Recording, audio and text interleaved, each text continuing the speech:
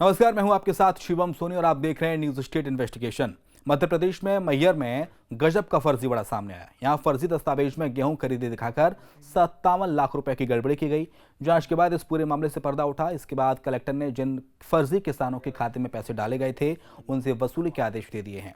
हमारी पड़ताल में देखिए कैसे कुछ लोगों ने मिलकर यह फर्जीवाड़ा किया।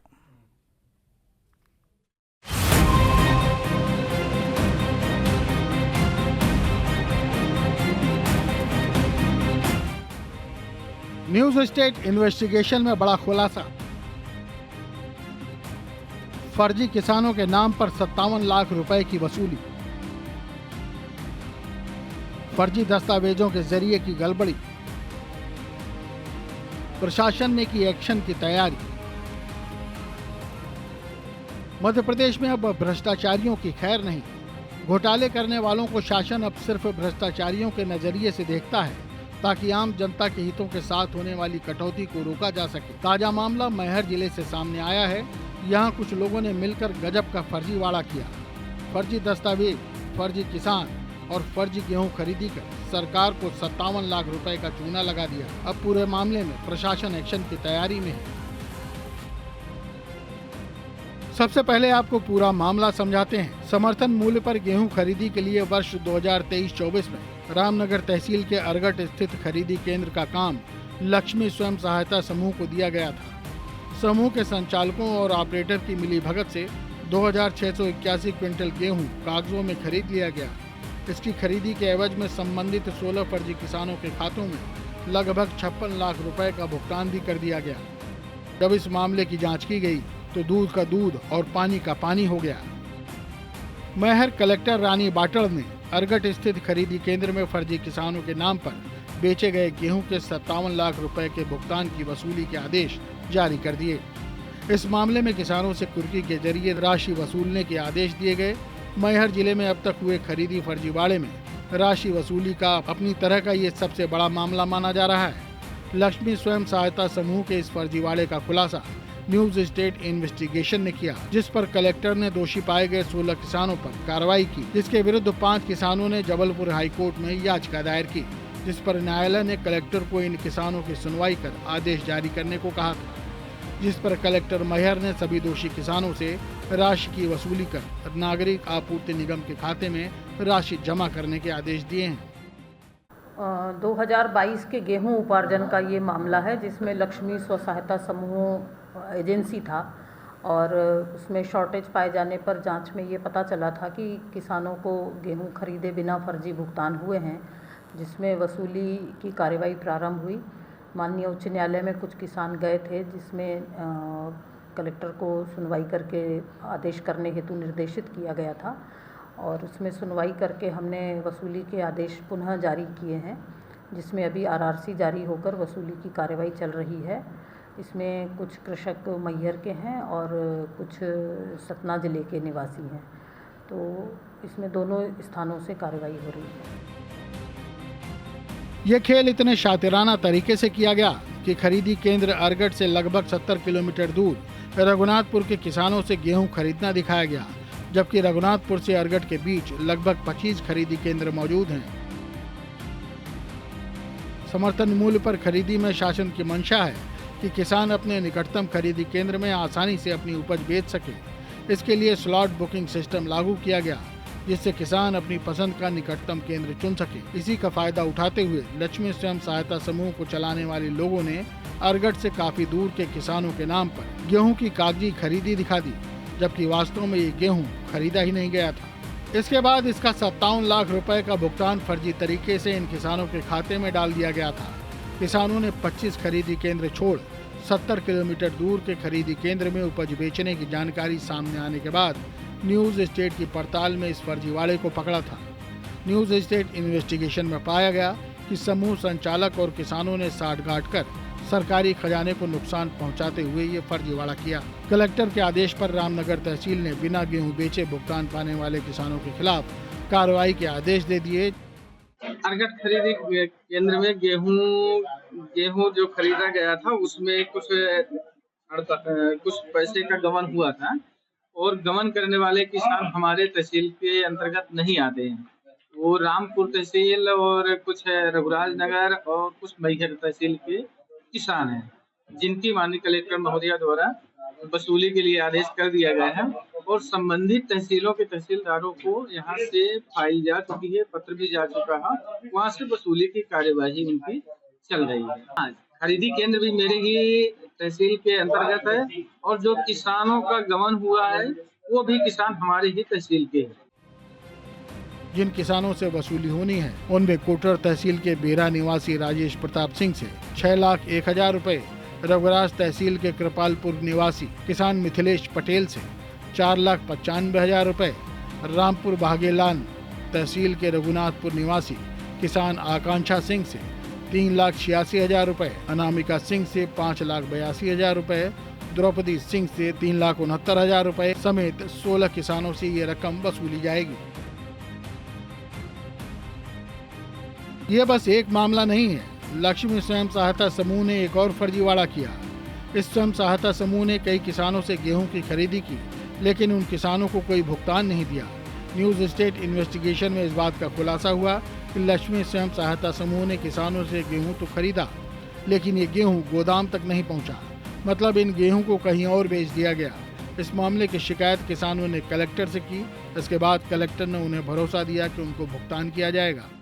भाई बता दें, यहाँ किसानों से उनका अनाज तो लिया गया, मगर भुगतान उनके खाते में न कर अनंत किसानों के नाम और खाते नंबर ऐड करके भुगतान कर दिया गया। उसको लेकर किसान काफी समय से परेशान थे और जब शिकायत पहुंची तब मैहर कलेक्टर ने आनन फानन इसकी जांच कराई और जो सामने तहरीर आई वह सबके लिए एक नई पिक्चर सामने ला रही थी। बता दें, जो भी किसानों के खाते में भुगतान हुआ वह आधे से ज्यादा तो मैहर जिले के भी नहीं है और इस सब और जितने भी किसान हैं उनका इस समिति से और इन ग्राम इसके अंतर्गत आने वाले गांव से दूर दूर तक नाता नहीं। कुछ किसान भी हमारे साथ हैं, जानेंगे लगभग कितना पैसा है और कितने किसानों के साथ ये सारी चीजें हुई हैं और कितने दिन से वह इन सब चीजों से संघर्ष करते आ रहे हैं।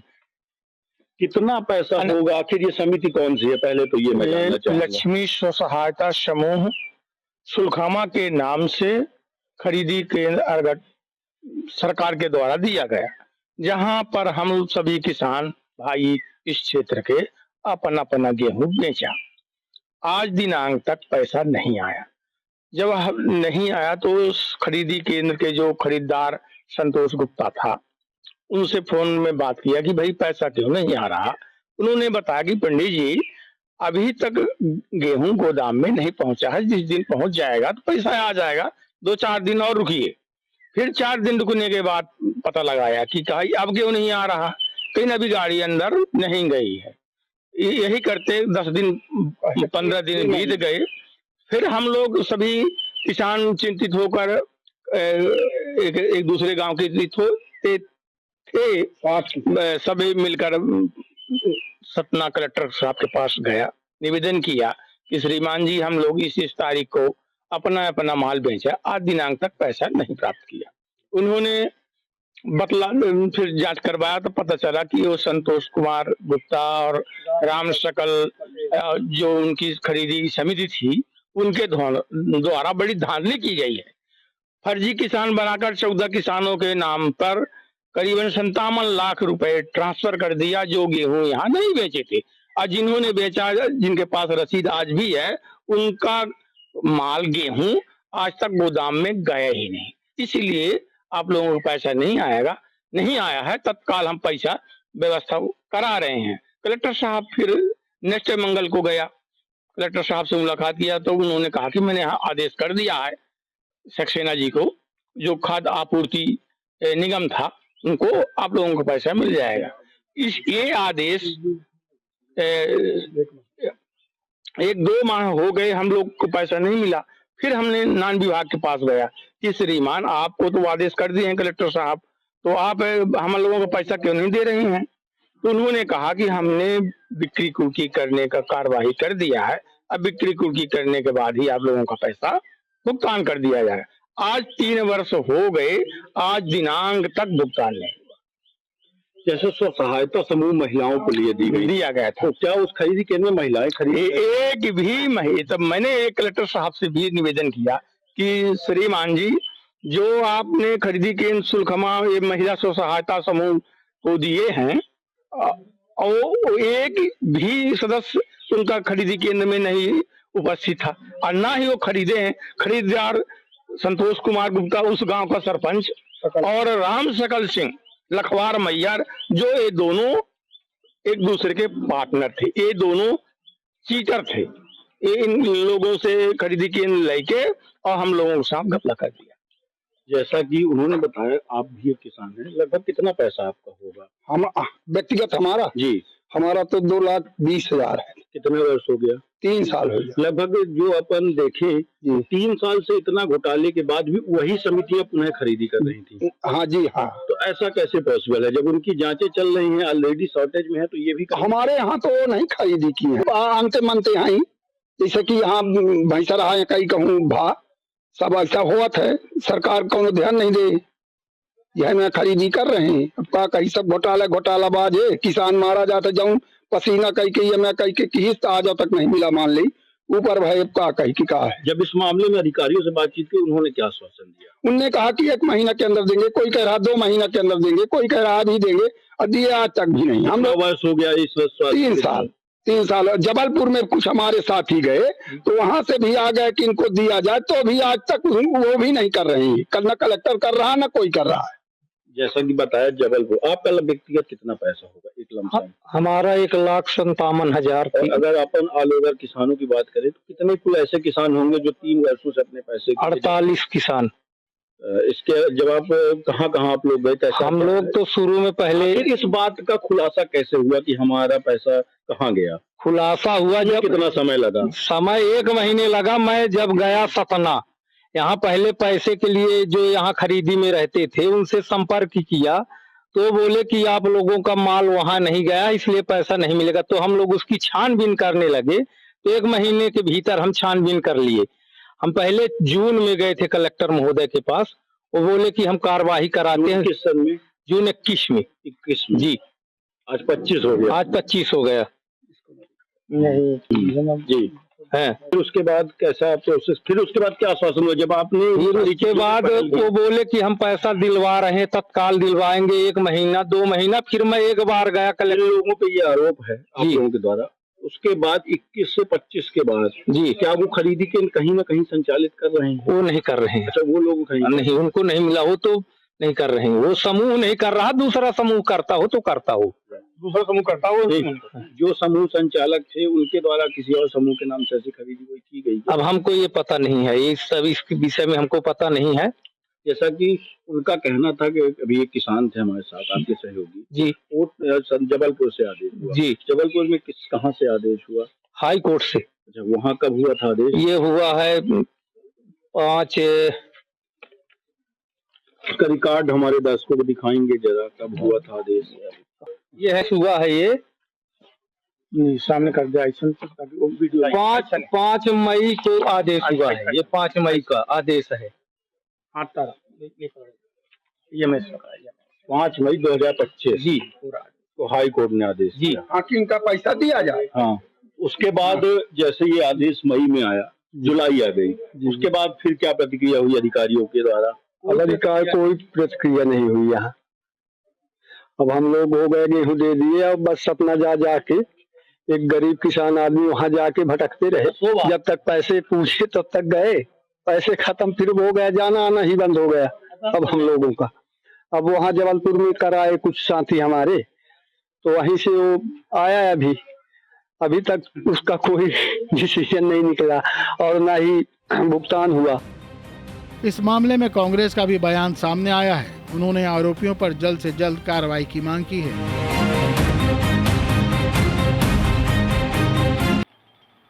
आपको पता है और नहीं पता हो तो मैं बता देता हूँ, नागरिक आपूर्ति निगम जो मध्य प्रदेश का है, ये 6 करोड़ रुपए रोज ब्याज में दे रहा है। कितना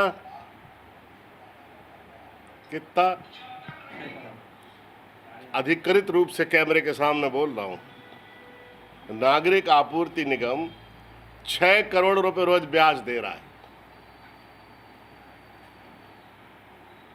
और जितना किसान गोडाउन में गेहूं, चावल और अपने प्रोडक्ट्स रखता है प्रिक्योरमेंट के बाद, जब निकालो तो उतना निकलता ही नहीं है। न उतनी धान निकलती है, न उतना चावल निकलता है, न उतना गेहूं निकलता। ये जाता कहाँ है? एक जिला मुख्यालय से गोडाउन तक लाने में ट्रांसपोर्टेशन के समय जितना अनाज लादा जाता है वाहनों में, गोडाउन में जाते जाते उतना निकलता ही नहीं है। गोडाउन में चला गया तो गोडाउन से निकालते समय उतना निकलता ही नहीं है जितना गोडाउन में रखा गया है। तो ये जाता कहाँ है? दमोह जिले में मैं 2 साल पहले का स्टैटिस्टिक्स बता रहा हूँ। दमोह जिले में धान का उत्पादन ज़्यादा होता ही नहीं है, और आप पता लगा लो कितनी धान किसानों ने बेची, कहाँ से आई ये धान। जब प्रोडक्शन नहीं हुआ तो किसानों ने कैसे धान बेच दी? रजिस्ट्रेशन किसान की ज़मीन का होता है और दूसरे राज्यों से धान आकर किसान जो है सरकार को बेच देता है, और अधिकारी और किसान मिलकर बीज के पैसे का शेयर कर लेते हैं। इतना बड़ा घपला है ये, अनाज का घोटाला है कि जो हज़ारों करोड़ का घोटाला है। दूसरा, ये बालबाड़ियाँ चलती हैं, बालबाड़ी में मध्याह्न भोजन चलता है। मध्याह्न भोजन के लिए अनाज का अलॉटमेंट होता है ना। किसी दिन 40 बच्चे आते हैं, किसी दिन 60 बच्चे आते हैं, किसी दिन 70 बच्चे आते हैं। साइमल्टेनियसली स्कूलों में जो मध्याह्न भोजन चलता है उसमें किसी दिन 90 बच्चे आए 100 में से, किसी दिन 80 आए, किसी दिन 70 आए। लेकिन इन्होंने इन 20 सालों में 100% बच्चों का अनाज निकाला है। वहीं बीजेपी का कहना है कि इस फर्जीवाड़े में किसी भी आरोपी को बख्शा नहीं जाएगा। देखिए, आज की तारीख में मध्य प्रदेश में डॉक्टर मोहन यादव की सरकार है और भ्रष्टाचार के खिलाफ और अपराधों के खिलाफ ज़ीरो टॉलरेंस है। जो भी मामला जहां भी सामने आया है उस पर उचित कार्रवाई तहसीलदार, वहां के तहसीलदार और वहां के जिलाधिकारी द्वारा की जाएगी और की भी जा रही है। इसलिए इसमें यह कहना कि किसी भी तरह का कोई और चीज़ें हैं शामिल, ऐसा नहीं है। उचित कार्रवाई करके जो दंडात्मक प्रक्रिया होती है उसकी पूर्ति की जाएगी। और ये कोई चर्चा का विषय तभी बनता है कि अगर कार्रवाई नहीं की गई होती। तत्काल प्रभाव से इस पर कार्रवाई की गई है। जो दोषी हैं उनको कड़ी से कड़ी सजा ये सरकार हमेशा सुनिश्चित। मैहर में लक्ष्मी स्वयं सहायता समूह ने गेहूं खरीदी के नाम पर लाखों रुपए का फर्जीवाड़ा किया। इसमें कुछ किसानों को भी शामिल किया। इतना ही नहीं, जिन किसानों से गेहूं की खरीद की उन्हें भुगतान भी नहीं किया गया। यह मामला इसलिए सामने आया क्योंकि पूरे मामले की जांच की गई, लेकिन अभी तक इस मामले में कोई बड़ी कार्रवाई नहीं हुई है। हालांकि इस मामले में जिला प्रशासन के निर्देश के बाद केस दर्ज कर लिया गया।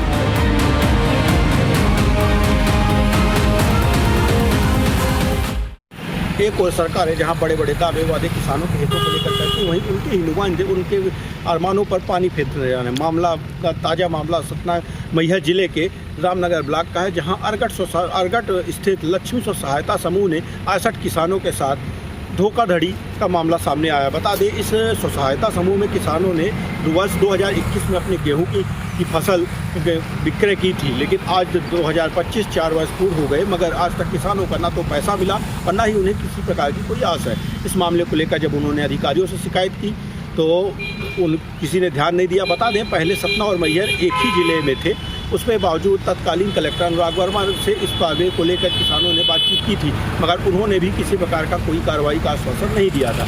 उसके बावजूद तत्कालीन डीएम और सक्सेना जी से भी उन्होंने बातचीत की, मगर उनके द्वारा भी सिर्फ आश्वासन की चाशनी ही चटाई गई।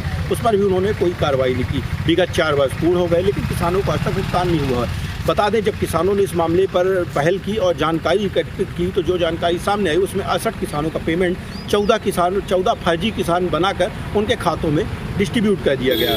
उन किसानों में कुछ किसान मैहर जिले के भी हैं और कुछ किसान सतना जिले के रामपुर तहसील और रघुराज नगर तहसील के हैं। बता दें, इस पूरे मामले को लेकर जब हमने डीएम पंकज भोसले से बातचीत करनी चाहिए, तब उन्होंने टीम न्यूज स्टेट से इस बारे में कोई जानकारी नहीं दी और ना ही वह इस मामले पर कुछ बोलना चाह रहे। साथ ही वह न्यूज स्टेट से कतराते नजर आ रहे हैं। बार बार हम इस मामले पर किसानों से भी हमने चर्चा की। जो बातें सामने आई वह कहीं ना कहीं विभागीय लोगों पर भी आशंका नजर रख रही है। बता दें, इस मामले को लेकर 4 साल से किसान परेशान थे और उन्होंने हाई कोर्ट में पिटीशन भी दायर की थी।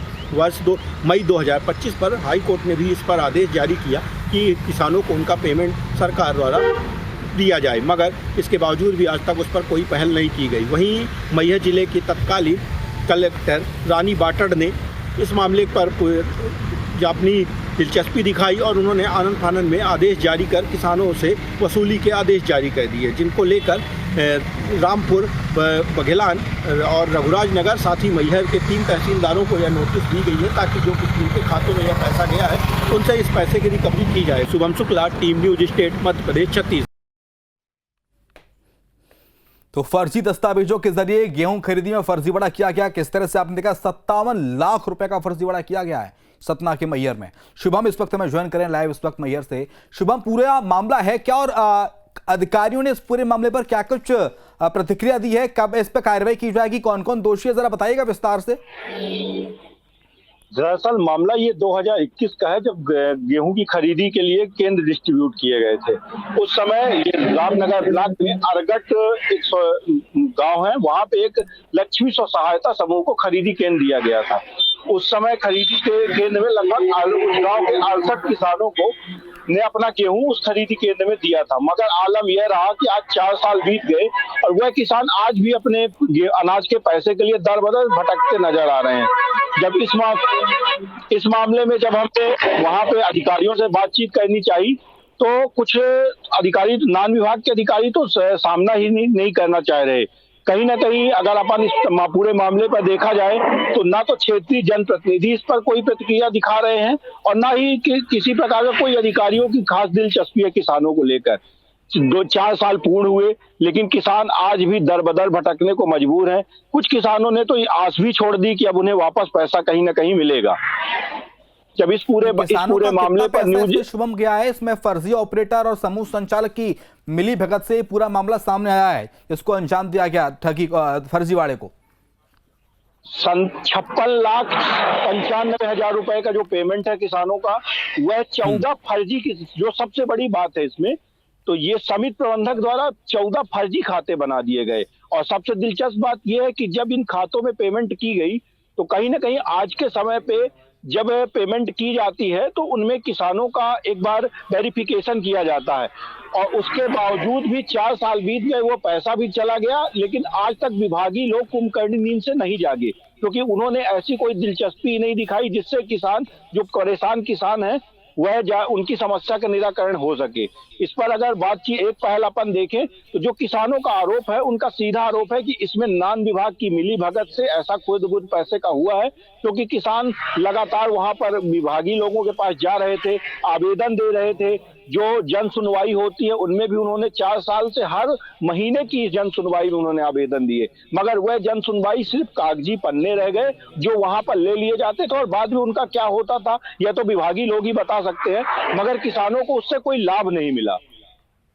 शिवम कह रहे हैं, आप कह रहे हैं कि जन सुनवाई में भी लोग पहुंचे जो पीड़ित किसान थे, वो जन सुनवाई में पहुंचे, अधिकारियों से उन्होंने दरख्वास्त की, कार्रवाई किए जाने की मांग की, लेकिन जन सुनवाई का नतीजा निकला ढाक के 3 पात, कोई कार्रवाई नहीं होती है, कोई अधिकारी सुनवाई नहीं करता है।